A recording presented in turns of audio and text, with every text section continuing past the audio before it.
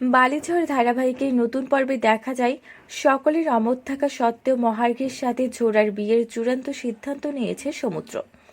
এরই মধ্যে পলিকে আজ রাতের জন্য বাড়িতে থেকে যেতে বলে মামি। ঝোড়ার মা বলে, আপনার ভাগ্নের একটা পাবলিক ইমেজ আছে, তাই দয়া করে মামি এমন কিছু করার চেষ্টা করবেন না যাতে করে সেই ইমেজ নষ্ট না হয়।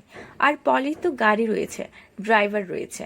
পলি, তুমি এত রাত পর্যন্ত তোমার স্যারকে সময় না দিলেও চলবে, তুমি এখন আসতে পারো।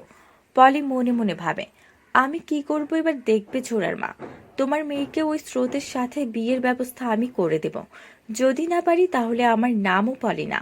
এদিকে মহার্ঘ আবারও স্যারকে বিষয়টা ভাবতে বলে, কিন্তু সমুদ্র কোনো কথা শুনতে চায় না। এদিকে স্রোতকে সবাই সান্ত্বনা দিয়ে বলে, মেয়ের বাবারা এমন কথা বলতে পারে, ঝোড়া কিন্তু তার বাবার সিদ্ধান্ত মেনে নিচ্ছে না। বৌদি সোনা বলে, তুমি কিন্তু ঝোড়াকে ভুল বুঝছো, ঝোড়া কিন্তু তোমাকেই ভালোবাসে। স্রোত বলে, তোমরা ভুল বুঝছো, ঝোড়ার সাথে কথা না বলে কি ওর বাবা এমন একটা ঘোষণা দিতে পারে? বরসুন্দা বৌদি সোনা ঝোড়াকে ফোন করতে চাইলে বৌদি সোনাকে সাবধান করে দিল স্রোত। তারপরও বৌদি বলে, আমার ভাই কি হেলা ফেলা, আমি ফোন করে জানবই। তারপর বর্ষণ দাদার ফোনটা নিয়ে ঝোড়াকে ফোন করে বৌদি। বলে, তুমি কি আগে থেকে কিছু জানতে না ঝোড়া?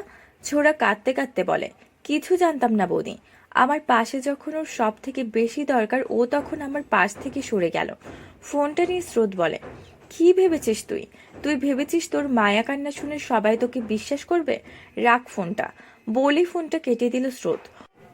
ওদিকে ঝোড়ার মানসিক অবস্থা বুঝতে পেরে মহার্ঘ বলে, তুমি যদি সত্যি সত্যিই কাউকে ভালোবাসো আর তার কাছে যেতে চাও, আমি তোমাকে সহযোগিতা করতে পারি।